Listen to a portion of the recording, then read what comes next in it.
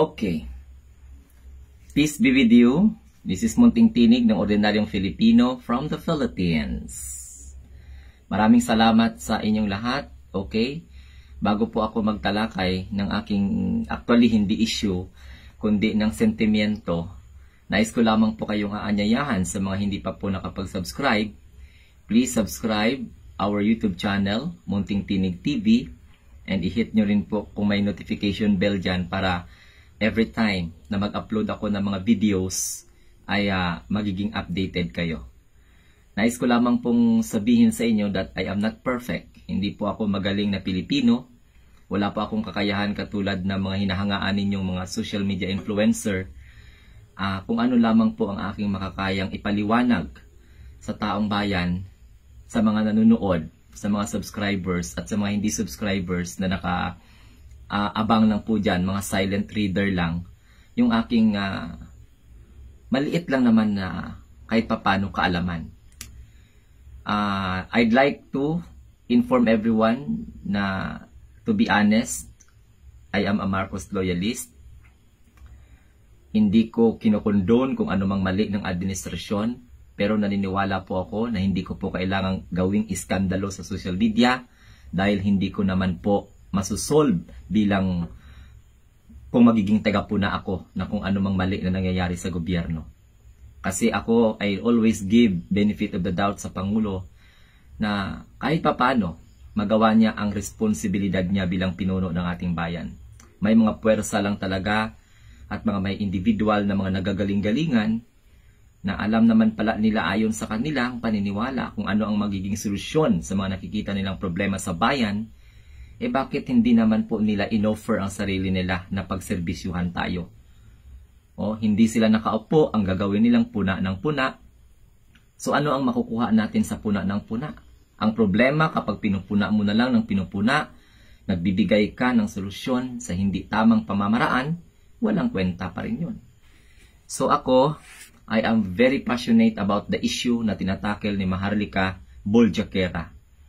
I respect her as a citizen of the Philippines na kung saan nag-stay siya sa ibang bansa, nagsiwalat ng mga ebidensya. Ngayon, bilang munting tinig ng ordinaryong Filipino, okay, hahamunin kita, Maharlika Boljaquera, huwag mong bitinin kaming mga Pilipino.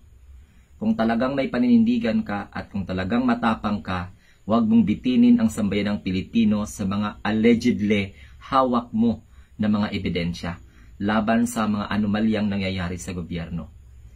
You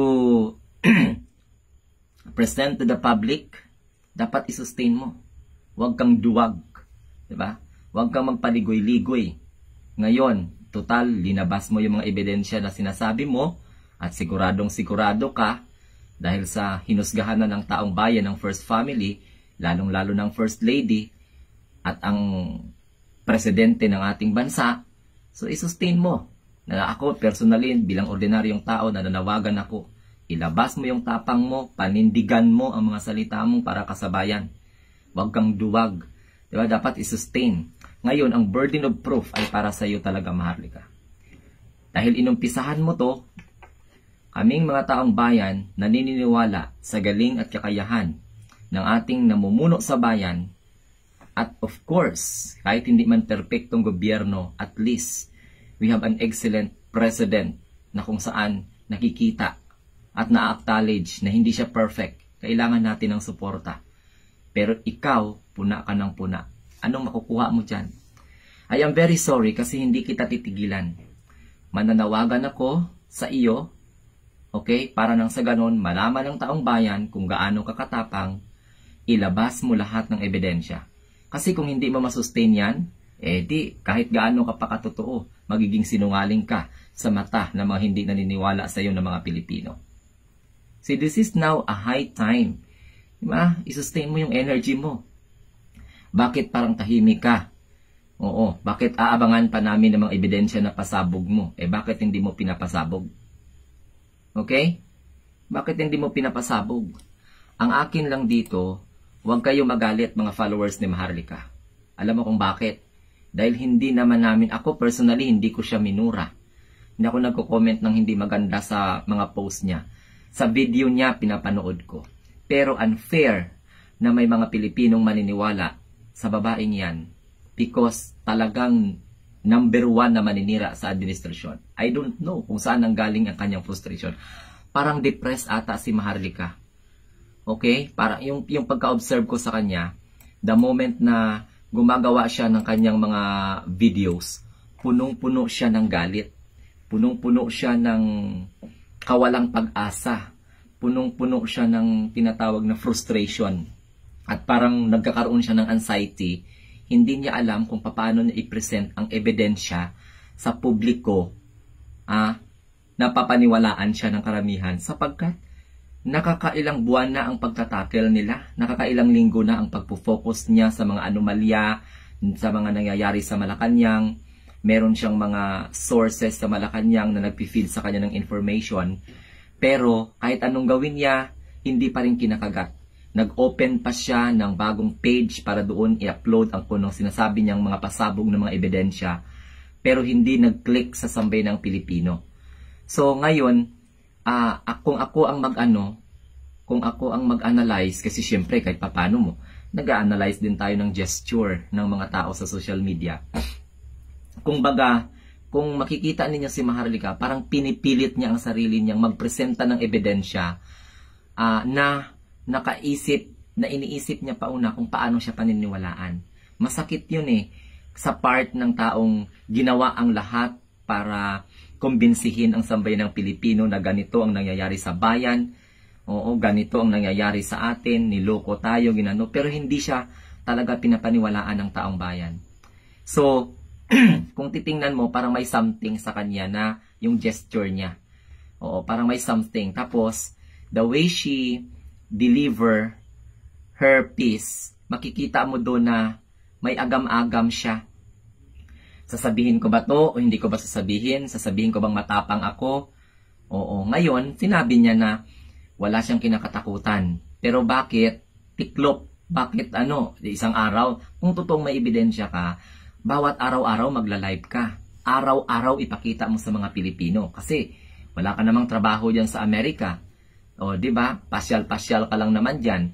So, wag mo nang i-devote ang time mo sa pasyal-pasyal. I-devote mo na yung time mo para i-sustain yung mga sinasabi mong ebidensya against sa family ni First Lady Araneta Marcos na kung saan nadadawit ang Pangulo because you already manipulate the mind of the Filipino people that BBM didn't do something about kung ano man yung mga report. Diba guys? Diba mga kababayan? Yan ang observation ko kay Maharlika Boljakera. Wala na Naghihintay ako, always ko tinitingnan yung mga post niya. Wala, 1 araw, 2 araw, 3 araw. Tapos hindi mo masusustain. Mag-a-upload ka lang naman ng ebidensya. Kami na mga taong bayan, naghihintay kami ng ebidensya. Pro-Marcos, anti-Marcos, pro-administration, anti-administration, pati mga rebelde, pati mga congressman na mga utak talangka, mga manggagamit na mga politiko, mga power grabber sa gobyerno, naghihintay yan. Ikaw ngayon ang icing of the cake, Maharlika Boljakera. Bakit mo pa itatago yung mga ebidensya mo? Ilabas mo na. Itodo mo na. Naghihintay kami Naghihintay kami, lalong-lalo na ako bilang munting tinig ng ordinaryong Filipino. Dahil dyan kami makakasagot sa iyo at dyan namin ipapaliwanag sa taong bayan. At dyan namin kukontrahin. So I challenge you. Sa mga followers ni Maharlika dyan, bakit hindi kayo nagtaka? Okay. Naghahanap pa si Maharlika ng timing? Bakit naghahanap siya ng timing? Andyan naman sa kamay niya yung mga ebidensya. Ang dami naman ng chismis na hawak. Okay? So, saan na? Pwede ba sa mga kulto ni Maharlika dyan, sa mga followers ni Maharlika na mga mababait dyan, yung mga hindi nangaaway na mga followers ni Maharlika, ikumbinsi ninyo na ilabas na ng lolang hitad ninyo ang ebidensya. Kasi, yan lang naman na magagawa namin hindi kami magdi-discuss, hindi namin pa sa sinungalingan. Ako, hindi ko pa sinungalingan kung ano yung sinasabi mo. Taong bayan ang nagsasabi, mga nanonood sa iyo dyan, iba mo, mga followers mo dyan nagsasabing sinungaling ka, tapos nagmamayabang ka, nagpapasikat ka lang, taong bayan ang nagsasabi. Yung mga viewers mo ang nagsasabi niyan. So ako naman, bilang munting tinig ng ordinaryong Filipino, bilang Marcos loyalist at talagang grabing pagsuporta sa Pangulo, pero hindi ko sinusumbat ang suporta ko sa Pangulo. Dahil first and foremost, hihingiin man ni Presidente ang suporta ko, ang boto ko, ang pagiging loyalista ko o hindi, ako po ang kusang nagbigay nun. Kaya wala pa akong karapatan na magsabi na may utang na loob ang Pangulo sa akin dahil po andyan sa pwesto. In reality, isa po ako sa nagbigay sa kanya ng kapangyarihan sa pamamagitan ng pagboto ko, pero hindi ko po pwedeng isumbat yan na kahit na kaninong politiko ngayon. Kung noon, ginagawa natin yan, but kailangan magkaroon tayo ng maturity, lalong-lalo na po sa usapin ng ganito. So, Miss Maharlika, kung nakikinig ka, ilabas mo na ang lahat mo ng ebidensya. Gumawa ka pa ng ang ebidensya, tapos dalawa lang pala yung post mo doon. Yung videos at yung voice clip at saka picture lang. Dagdagan mo pa yung voice clip para magpapistahan pa ang mga tao. 'Di ba?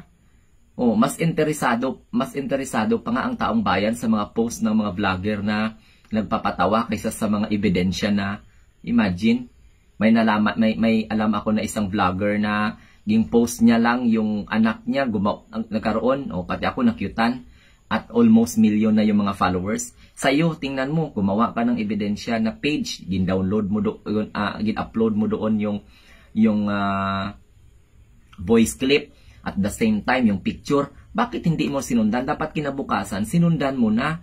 Huwag mo nang sabihing abangan ng taong bayan. Diyos ko, pay ako talaga. Naghahanap ka pa ng followers, naghahanap ka pa ng subscribers dyan sa page na bago mong ginawa. Dapat tuloy-tuloy yan, Madam Maharlika. Lulang hitad, tuloy-tuloy dapat yan. So ngayon, kapag narinig mo tong video ko, hindi ko minamaliit ang kakayahan mo, pero parang sa punto na ito, minamaliit ko yung kakayahan mo dahil hindi mo masusundan yung mga ebidensya ginapost mo sa social media. So pwede ba sa lahat po ng mga naniniwala dyan kay Maharlika, i-pressure nyo si Maharlika na ilabas ang lahat ng ebidensya? Total, ang korte niya ay social media. Wala na? Yun lang? Yun lang ba yung ebidensya mo? Sayang naman, oo. So anuhin natin yan? Okay? Sa mga anti-Marcos dyan. So, udyukan nyo na si Maharlika. Sulsulan nyo na si Maharlika. Mayroon na kayong alas, oo. Oo, hindi ako magugulat na balang araw magdadala din siya ng placard at makikibakayan siya at makikituwad sa lansangan, at tapos isa yan siya sa mga magsisigaw ng Marcos resign, Marcos resign, Marcos resign. Tapos magkakaroon siya ng mga hand signal para nang sa ganun ay makonkretize yung kaganyang pagiging bitter sa gobyerno at sa mga taong kinaiinisan niya, lalong-lalo na sa First Lady. Ayun, mag-mention ka na ng mga ahas sa Malacanang. Ikaw naman talaga, oo, Maharlika. Matapang ang ng tao sa iyo, matapang ang tingin ng tao sa iyo. So mag-mention ka na. Kasi ano oras na? Alas 2 ng umaga dito, January 29, 2023, alas 2 ng umaga, nagising pa ako, tiningnan ko pa yung Facebook mo. Wala kang post doon na bagong ebidensya na sinasabi mo. Ano ba, Ginoo ko Lord? Dapat kapag mayroong ka mahal mo ang taong bayan, huwag ka nang magsayang ng oras. Gumawa ka na ng mga bagay para sa amin. Kasi di ba mahal mo ang taong bayan, ayaw mo mapahamak ang taong bayan sa mga tiwaling opisyal ng gobyerno. Bakit dalawa lang ebidensya mo, picture pa at saka kung ano-ano? Ay, okay. Naghihintay ka pa pala ng resulta sa hearing sa January 30 para magmamagaling kang i-discuss at himay-himayin. Yung congressman nga, hindi nga hinihimay-himay, tapos ikaw, ihimay-himayin mo. Nako, so, hindi ko kakalabanin yung mga ebidensya na pinipresent mo ngayon. Ang akin ngayon is dagdagan mo. Hinahamon kita. Hindi ko sinasabing duwag ka, pero baka duwag ka kaya hindi mo sige nga, matapang ka, ilabas mong ebidensya. Sige na. I challenge you. Kasi parte man din ako ng ipinaglalaban mo, Pilipino ako di ba? You love the Filipino people. You love the taxpayers. Ayaw mong kaming mapahamak sa Marcos administration, sa mga taong nakapalibot kay President Bongbong Marcos. Ngayon, hahamunin kita bilang ordinaryong tao. Nasaan ang ebidensya mo? Nasaan na yung apog mo? Nasaan na yung tapang mo? Nakapag-isip-isip ka na ba na parang nauubos na yung energy mo sa politika? O nag-isip-isip mo na ba na parang mas okay pa yung magbakasyon at mag-aliw-aliw kaysa pupukusan mo yung issue sa politika na itinaya mo na yung buhay mo, bakit hindi ka sinasamahan ng mga karamihan sa mga Pilipino? Masakit ba, day? Ha? Masakit ba, day, sa puso na halos maputol na yung litid sa ugat ninyo sa kakasigaw dyan? Kung halimbawa sinong kritik ang nanonood sa iyo, hala sige, ikikritik mo din, sagutin mo rin. Nadidrain ka na ba? Alam mo, Maharlika, darating ang panahon talaga na madidrain ka. So, kapag hindi mo masustain yung energy mo na pagmamahal mo sa bayan, walang kwenta yung mga sinasabi mo. Pasikat ka lang. Nagpapayabang ka lang. Ako hindi ko sinasabi yan, ha. Binabasa ko po kung ano. Mayroon pa nga akong nabasa na parang may something ka daw. Parang may tinatawag ka na, parang narcissistic na sa tingin mo sa sarili mo, ikaw lang yung magaling, gandang-ganda ka sa alindog mo, gandang-ganda ka sa ebidensya na pinipresent mo sa 1, 2, 3 ebidensya. Tama na ba yun? Dapat dagdagan mo pa. Yes, ko Ginoo ko, Lord. Oo. Ang galing ng intelligence report mo, tapos patulog-tulugan mo. Dapat kung talagang totoong nagmamahal ka sa bayan, i-sustain mo yung pagpapalabas mo ng ebidensya. Mag-expose ka. Araw-araw magla-live ka at i-inform mo kami mga Pilipino para nang sa ganun, ano ang magagawa namin? Wala kasi pro-Marcos, anti-Marcos, pro-administration, anti-administration, including international community, waiting for the evidences na sinasabi mo. Huwag mo kaming daan sa abangan ang susunod na kabanata. Walang kwenta yan. Ginagawa mong Pilipino na chismoso at saka chismosa. Kung talagang matapang ka at hindi ka duwag at talagang may paninindigan ka sa isyo na tinatakel mo ngayon sa First Lady, sa Presidente, indirectly at sa gobyerno na sa kabuuan, dahil frustrated ka, ay nako, Ginoo ko, kapag hindi mo masustain yan, wala. Huwag magbalat sibuyas ka, mahal na presyo ng sibuyas, tapos ikaw magbabalat sibuyas ka pa. Hawak mo ng ebidensya. Halimbawa, kung anong mangyayari sa'yo dyan. For example, nagpasyal-pasyal ka, nahulog ka sa hagdanan or whatsoever, hindi mo nang matutulungan ang taong bayan ngayon na mamulat o na walang sinasabi mong pagkakataong babangong muli ang bansa kapag ganito yung ating presidente, ganito yung ating first lady. Di ba? So, Madam Maharlika, time is gold. If you really wanted to help the Filipino people, ilabas mo na yung mga ebidensya mo. Nasaan ang ebidensya mo? Total, may korte ka na, di ba? Ayaw mo man magpasa ng doon sa higher authorities o dito sa mo. Kasi nag-aabang na yung mga tao. Inaabangan ka na ng mga tao. Naku, Diyos ko, Lord, siyempre. Masisisi mo ba ako kung sobra akong atat na atat sa sinasabi mong ebidensya? Natural. Ikaw yung nagpapalaway sa amin Kaya syempre, naglaway din kami ng ebidensya mo. So ngayon, ilabas mo na. Okay? So yan lang muna. Kasi oras dito is 2:06. Nagulat ako kasi yung video naging upload ko na almost 1 hour. Bakit sa dulo? Walang sound. Pero nung tiningnan ko sa cellphone ko, mayroon namang sound. Yun ang hindi ko naiintindihan. So sa mga hindi pa po nakapag-subscribe, mga kaibigan, subscribe na po kayo. Okay? Hindi ko inaaway si Maharlika. Bagkus I challenge her.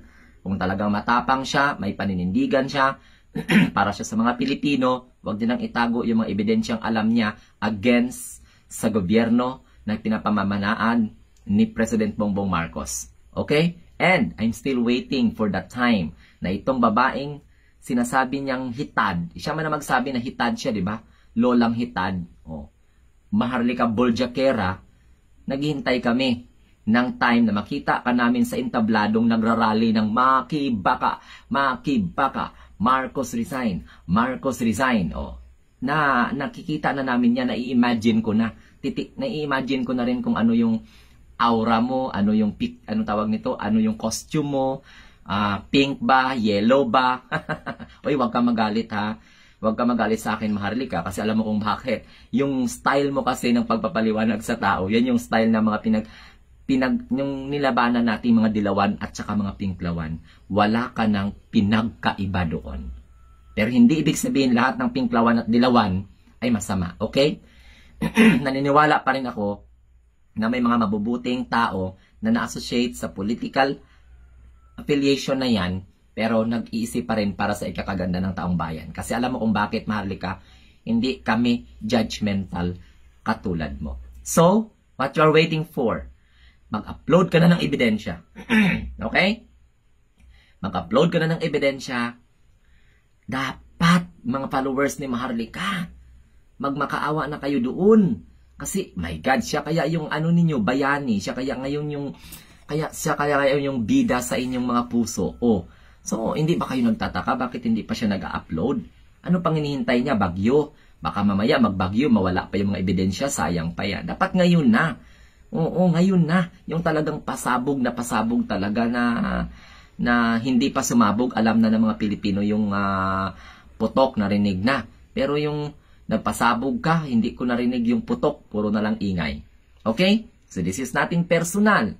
This is a challenge for you, Madam Maharlika Boljakera, na saan na ang mga ebidensya na sinasabi mo. Sa mga alipores at mga kulto ni Maharlika, kasi sabi niya man may kulto daw siya, magpa-subscribe daw kayo, kung gusto daw magpa-subscribe sa kulto, mag-subscribe niya lang man, ano pa daw ang hinihintay nyo. Sa mga nag-subscribe kay Maharlika, sa mga kakulto ni Maharlika, ano pang hinihintay ninyo? I-pressure nyo na yung babaeng Boljakera at ilabas na yung ebidensya. Baka mamaya mawala pa yung ebidensya, magsisi ka pa. Pag mawala yung ebidensya na hawak mo at hindi mo ging present sa publiko, ay nako, ang tingin ng tao sa'yo, chismosa ka lang talaga. Baka maging totoo yung sinasabi ng mga taong chismosa ka lang. Okay, nagmayabang ka lang. Oo, kaya kailangan, ilabas mo na yung ebidensya mo. Para nang sa ganon, ang mga taong bayan ang maghusga. Kaya ginawa mo naman kaming korte. So once again, ito po ang munting tinig ng ordinaryong Filipino.